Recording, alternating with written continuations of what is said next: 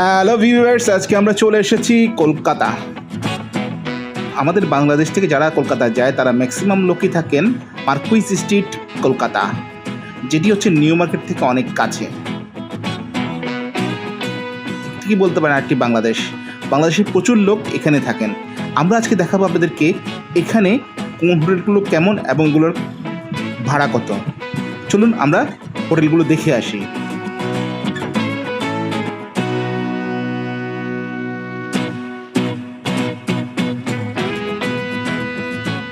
এখানে আপনারা যদি সিঙ্গেল বেড নেন তাহলে পড়বে 600 থেকে 900 টাকার মতো, আর যদি এসি সহ হয় তাহলে আর একটু বেশি পড়তে পারে।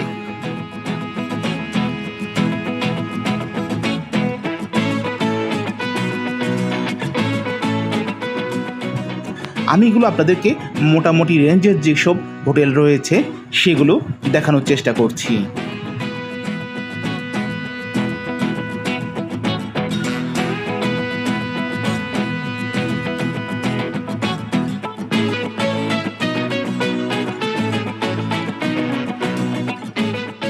এখানে আমরা হোটেলটির বাথরুম দেখতে পাচ্ছি।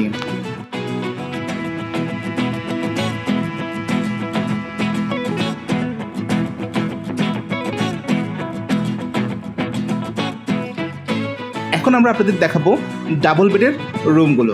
ডাবল বেডের রুমগুলোর প্রাইস পড়বে আপনার 900 থেকে শুরু করে 2000 টাকার মধ্যে। আর যদি আপনারা এর চেয়ে সার্ভিস একটু বেশি নিতে চান বা একটু লাক্সারিয়াস হোটেলে থাকতে চান তখন হয়তোবা সেটি একটু ভিন্ন হতে পারে। আমরা আজকে আপনাদেরকে এখানকার বিভিন্ন হোটেলগুলো ঘুরিয়ে ঘুরিয়ে দেখানোর চেষ্টা করছি। এখানকার হোটেলগুলোর মান কেমন হয় সেটি জানানোর চেষ্টা করছি।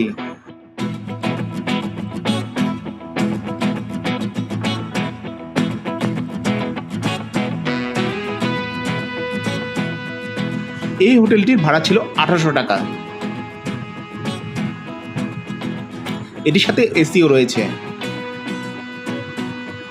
একটি কথা বলে রাখি, ওখানে প্রচুর দালাল রয়েছে যারা আপনাকে হোটেল বুকিং করে দেবে বলে আপনাদের থেকে অনেক বেশি ভাড়া হাঁকিয়ে নেবে, কারণ এতে তাদের কমিশন থাকে। তো আপনারা দালাল থেকে সাবধানে থাকবেন।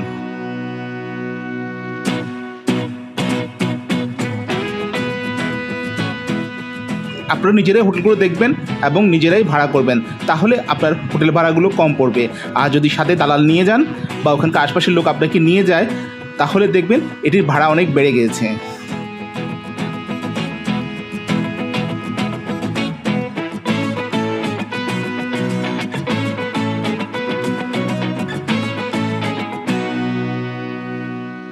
কুইজ স্ট্রিটে আরও কিছু হোটেল দেখতে পাচ্ছি। এই দেখতে পাচ্ছেন কলকাতার ঐতিহ্যবাহী টানা রিক্সা। এটি হচ্ছে হোটেল সম্রাট।